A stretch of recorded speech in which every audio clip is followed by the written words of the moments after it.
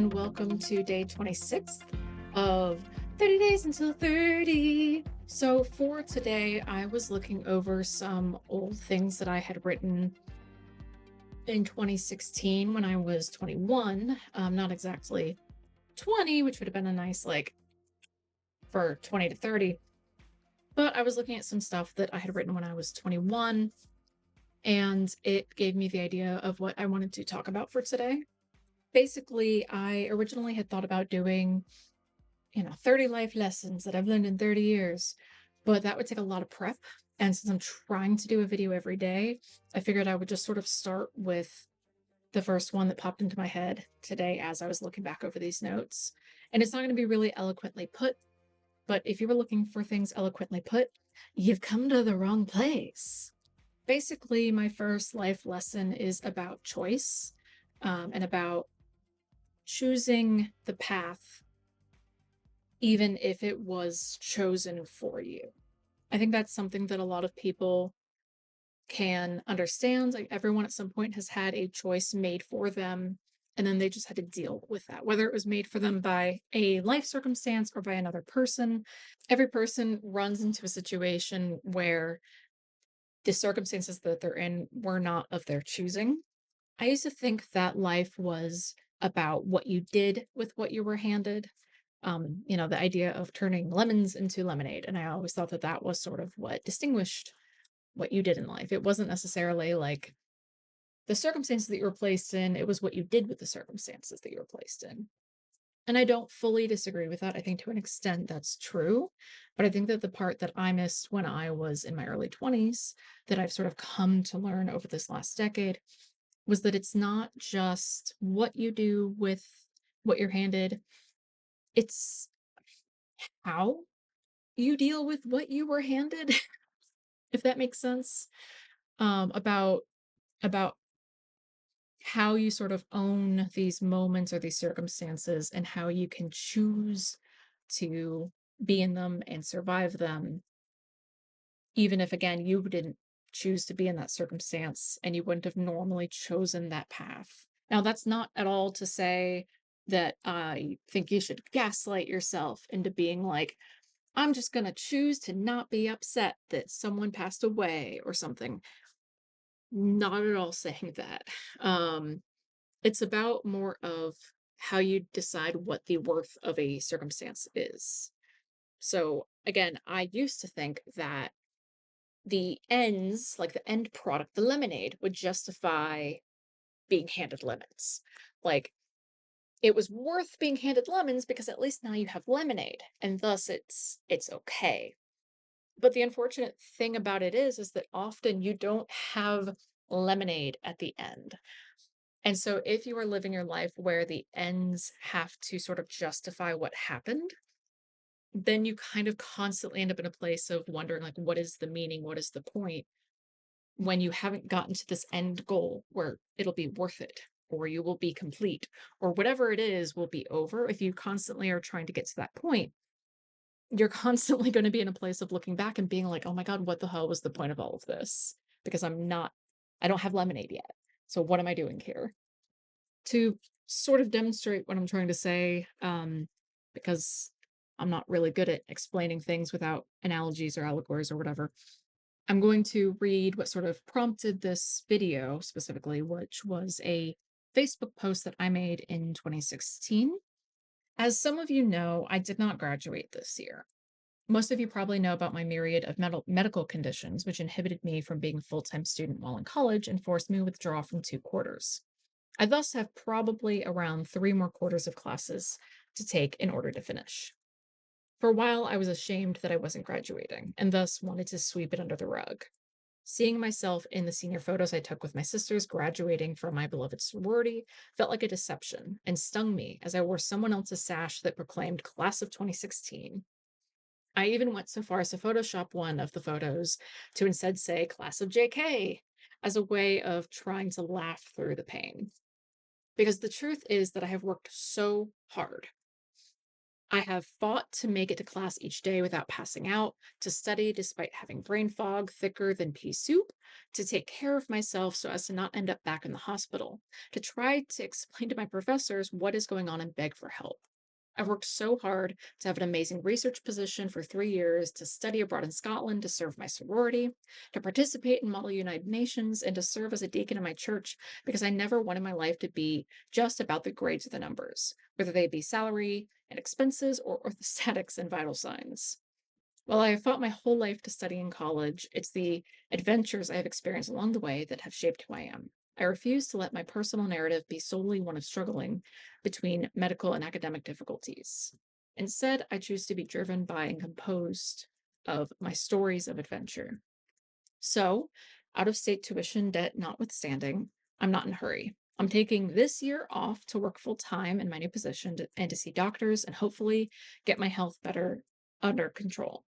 Then I'll return the following year to kick butt, grab my degree, and sashay across the finish line in my own unique style. And then a part that I didn't include in the Facebook post, but that I found in my notes from then that I had originally said was that my current situation would have been a concept so foreign to 10-year-old me that you might as well have said that I was going to skip my 20s and head straight to my 30s after my teens were over.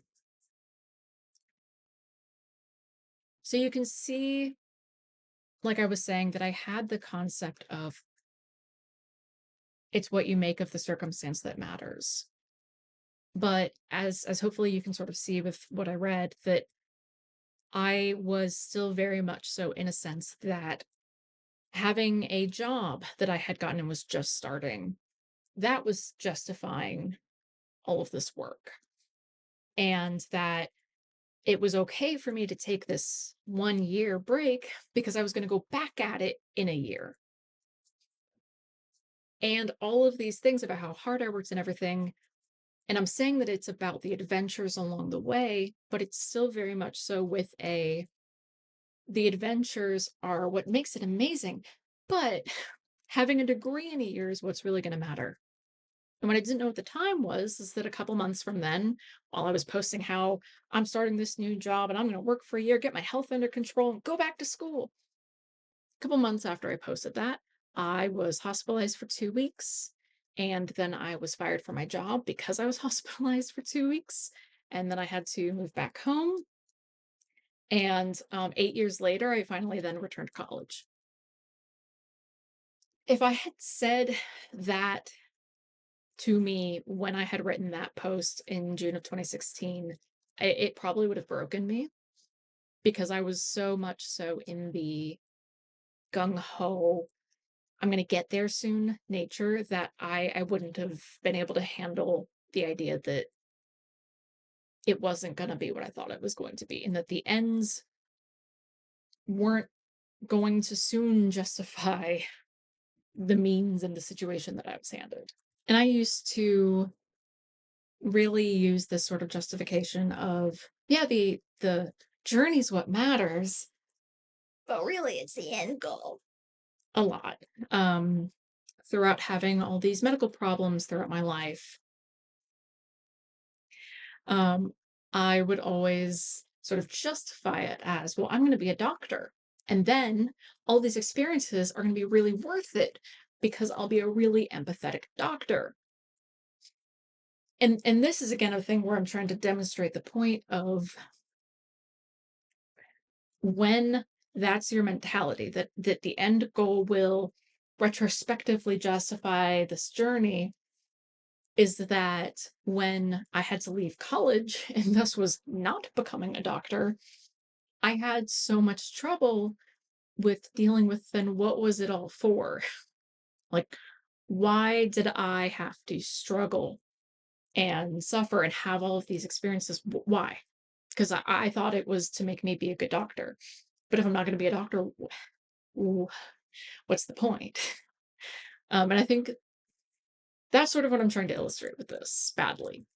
But that when the ends are going to justify the journey, even though you're saying that the journey is important and worth it for the journey itself, if it's the end goal that is actually what's worth it, then you're going to kind of keep ending up in these situations where it's bad because you haven't reached whatever that point is that's going to make the process mean something. And so I think this is where the idea of like choosing a path, even if it was chosen for you, I didn't choose to have chronic illnesses. Obviously, as much as some people think that POTS and fibromyalgia and all these other things are fully psychosomatic and made up, no one chooses this. But deciding that, and this isn't saying I choose disability, but it's for me, it's been choosing to own the situation that has brought me from what, how is all this suffering and struggle going to be worth it? Deciding to choose to accept and embody that I am disabled, I have chronic illnesses, and choosing to live with those rather than trying to live despite them or live to make something good out of them, but just choosing to live in them and understand that that's a part of myself has brought me so much more mental peace than trying to justify by saying, well, I'll be a really good doctor because of these experiences. And so part of that is sort of reorienting and instead of obviously being a doctor, which isn't going to happen, um, looking to be a disability advocate, where again, I'm not trying to justify that all of these experiences are worth it because I can do some good work with them, but it's saying because of who I am, which includes all of these experiences that add up to me being a disabled, chronically ill person, like I am able to use who I am to then do good things. But I'm not who I am because I'm able to do these good things, or who I am isn't justified or worth it because of the good things that I'm able to do. And I think it's a really, really fine line that I'm not sure if I'm illustrating well. Um, and some of the examples, because I wrote down a couple things so that I wouldn't forget, but some of the examples are kind of more silly. Like, I love watching YouTube Let's Plays, like Jacksepticeye and Markiplier and Ethan Nestor. And for a while, this then led me to want to become a Let's Player on this channel. That I again have taken down basically all of the Let's Plays. But I was in a mentality of all of these hours that I have spent watching people play video games will be worth it because then I'll be a Let's Player and I'll be able to use all these things as like inspiration. Obviously, that didn't work out. And I think that the same mentality has been used for a lot of people when you find that you really like an hobby and you get to the very American mindset of like, can I monetize that? To where you start to realize, or not realize, but you start to think, I can make this time I've spent enjoying something worth it because I can make money off of it, or because I can have a career off of it, or because yada da da da da. Versus it being this is just the thing that I enjoy doing. And this is a part of me is that I am a person that enjoys doing this. And it's worth it because I'm a person who enjoys doing it. And I'm worth being a person who enjoys doing things. And so on some of the more, I guess, seriouser examples are my dog, Liam, who you saw a second ago. I didn't choose to have a dog or to get a dog. I'd been volunteering in dog shelters for a while and had been one day wanting to have a dog. And then my mom got me a dog. And for a while, I really struggled with feeling like this had been a path that had been chosen for me.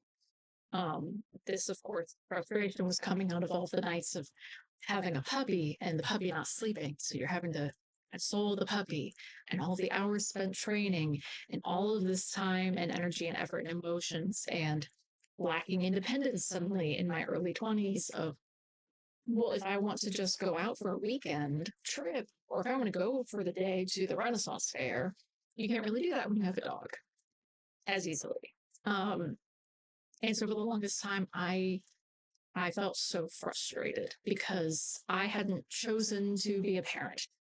I had very clearly not chosen to be a parent. And I know babies and dogs are not the same thing, but just, bear with me. Um, and then at some point, a couple of years ago, it occurred to me that mind you, loved him from day one. Absolutely, totally, unconditionally loved him from day one. But it occurred to me at some point that that love was always coupled with this frustration of like, I didn't choose this. And this is such a now big part of my life that I didn't get to choose. And it occurred to me at some point that as much as I was harping on I didn't choose it, I kind of was actively choosing it. Like ultimately, if I had said no, I could have found a different home for him. At any point, I could have found a different home for him. But that idea was something that I never ever wanted to do. And then I realized that in fact, every single day, I was choosing to have him every day by essence of not choosing otherwise. And then when I realized this, I realized what I really needed to do was to not just choose to not get rid of him, but to choose to have a dog. And to have a dog for the sake of having a dog that I love, because he's my little boy. And it not being, I need some end goal, or I need to justify this, or yeah, but just choosing that this part of my life, this chapter of my life, includes my little dog. And when I made that choice, even though, again, I'd unconsciously been making that choice every day, when I made that choice, it shifted completely my relationship to him and my relationship with this part of my life from it being, oh my God, okay, vet expenses are so expensive. I didn't even choose this, but I'm having to pay all this money too. Okay, vet expenses. Let's see how we're gonna make this work. And that was just, it was a big shift in life. And I think that this can sort of come down to a very, very real, everyday, little tiny level of every day that we live, we are choosing to live. Whether or not we want actively to be here or ever wanted to be here or in a situation that we want to be in, it is a choice that we're making every day. And realizing that we are choosing to live and to live maybe despite all these other things, but choosing to live and choosing to accept that we are choosing to live, as silly as that might sound to a lot of people, like has really helped me in my own battle with depression. That I'm not trying to reach a point where I'm not depressed. And all of this time struggling will be worth it because one day the lights will all turn on and I won't be depressed anymore. Or all this struggle will be worth it. At some point, I'll be in a life circumstance where I'm not depressed anymore. That mentality is what I had for a long time and is what got me even more deep into the depression of what if that time never comes? And when you start thinking about how that time might never come, that makes it worse. Because if you're living for the day when the lights turn back on and that day doesn't come, it's just hopeless. And this isn't me saying that anyone who is depressed is choosing to be depressed. That is in no way what I'm saying. If there were, then I'm also choosing to still be depressed, which no one would choose. I don't know if I'm making it clear, but I guess realizing that I was choosing to live every day and to do things, even if I didn't do anything that day. Like I was choosing to do things that I enjoyed or that I had to do, and I was choosing them. And that I didn't need to get to a point that would then retrospectively justify all of this time. That the daily acts of living were worth it in themselves without there being a hope of it being more worth it later. I'm not getting out of bed and showering and putting up this heroic effort so that one day when I'm no longer depressed and have this amazing job and family and everything, I can look back and say, wow, I'm so glad that I got out of bed and showered and every day and pushed myself.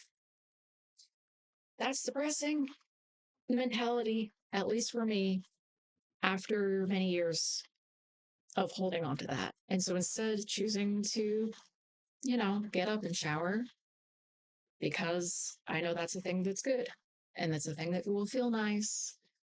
And just choosing that and choosing to live with the depression. And again, this isn't saying don't seek medication because I'm on medication. It's just,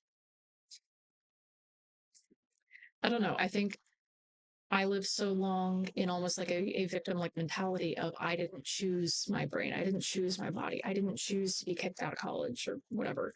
But then realizing, on the flip side, I am choosing to live with my brain and my body and my life. And that can be good in itself. It's just that choice, whether or not I make something of my. And I think this also applies to grief, where especially in the last 5 years since COVID, so many people that I loved have passed away. And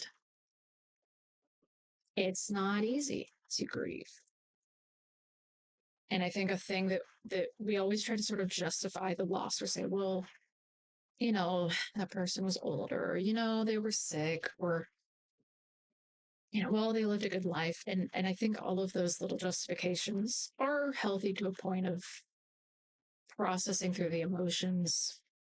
But I think a pitfall that I've fallen into and that I've seen other people fall into is that sometimes you look at grief as the thing you have to do to get to a point that's better. That you are grieving so that you can get to a point where you have grieved. And that the point of this period of time is to just get to that point. And I struggled with grief for a long time because I never felt like I'd gotten there. That, you know, I had a friend pass away in when I was in first grade, and it being decades later and still thinking about that person and thinking, man, what is wrong? Like the whole point of this grief is to get to a point where I have grieved, and then I can use this experience to da, da, da, da. And again, that was a thing that I would get really frustrated with, or I would say that I haven't had the time to grieve. Again, expecting there to be a point at which you have done, you lay down in the dark for 3 weeks and cried, and now you're good. Um, and I think again, this choice aspect of not looking to grief or to, dealing with bad events as the means to get to a better place, but just choosing to grieve and to grieve when you need to grieve and to feel that loss when you need to feel that loss, and not doing it because you need to get somewhere, but doing it because you just need to do it. Whether again, that's, I still get upset sometimes thinking about the life that I could have lived if I'd graduated from college originally with neuroscience as my major and gone on to become a doctor. And I still grieve that life that I thought I would live. But I try to remember when I'm feeling that loss that it is okay that it was a loss. It's okay that I spent all of this time in hardship trying to get to a life that I'm not going to get to. And it's not okay because I've done so much more now. I've gone back to college. I've graduated. It's not about that. It's that it's okay that I did it because that was that part of my life. And it doesn't need to be justified by an end goal. And as much as sort of looking at this photo of me wearing the sash that I then photoshopped to say class of JK, and as much as I kind of made funny with that physically, with when I actually graduated, having 2016 being crossed out on my sash and 24 embroidered under it, as much as sort of all of these things are honoring these past points, I'm not doing them to make those past points worth it.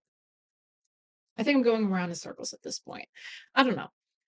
TLDR.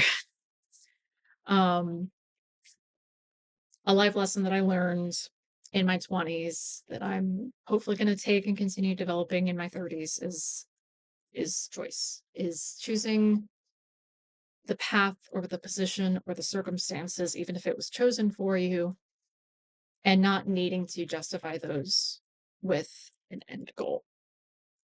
You can enjoy something because you enjoy it, not because you can then monetize it. You can struggle because life is hard without needing to make an inspirational story at the end. And as much as I think I'm in a much healthier place mentally with these choices, not that again, I'm like, I'm good now, because that's not how that works. But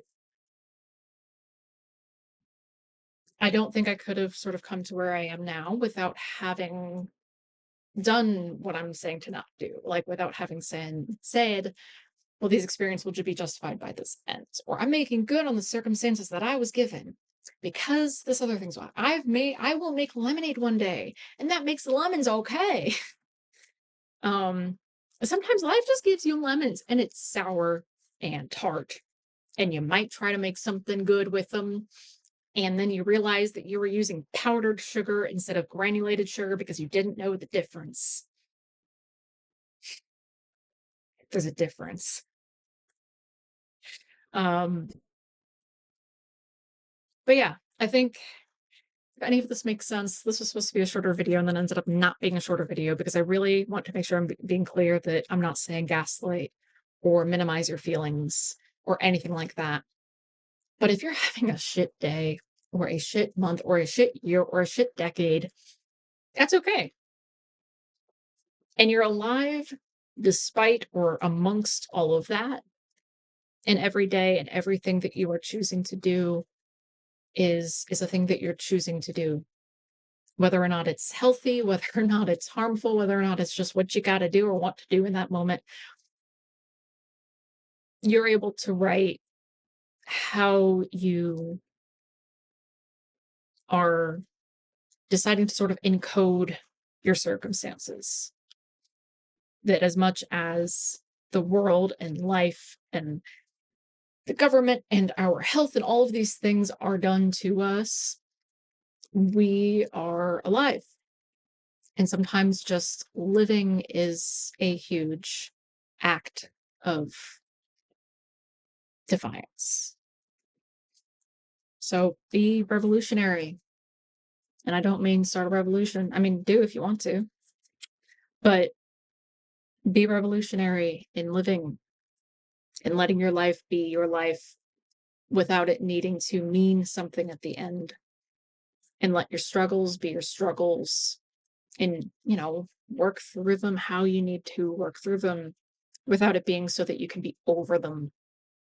Just live.